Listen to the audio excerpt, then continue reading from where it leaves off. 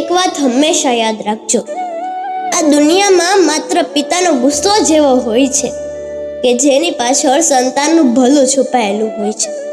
જ્યારે પિતા ખીજાય છે, ગુસ્સે થાય છે, ત્યારે ઘણીવાર લાગે છે કે તેઓ આપણે ખુશી અને સ્વતંત્રતા છીનવી રહ્યા હોય છે, પરંતુ હકીકતમાં તેઓ આપણા અનુભવથી આપણું ભવિષ્ય ઘડી રહ્યા હોય છે.